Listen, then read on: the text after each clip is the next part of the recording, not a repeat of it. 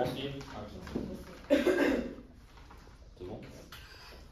Calisto es un joven noble que un día vio a Melibea, otra joven noble, en su jardín, se enamoró de ella al instante.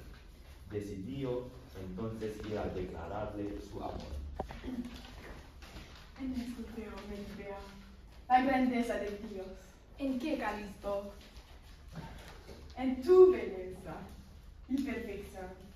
Solo Dios pudo crear a alguien como tú.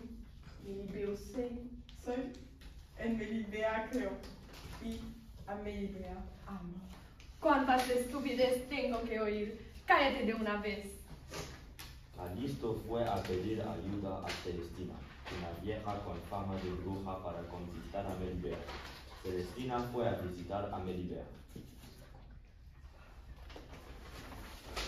Quiero pedirte un favor.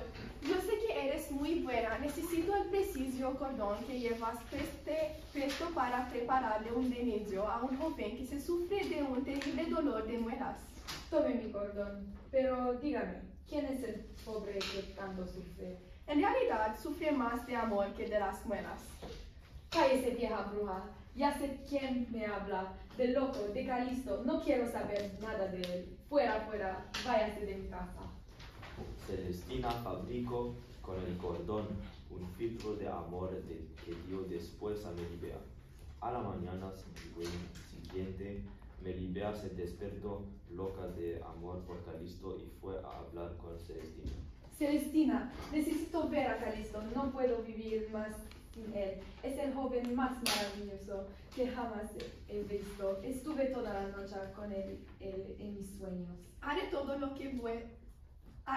que pueda para ayudarte. Esta noche a las 12, sal al jardín. Calisto estará esperándote.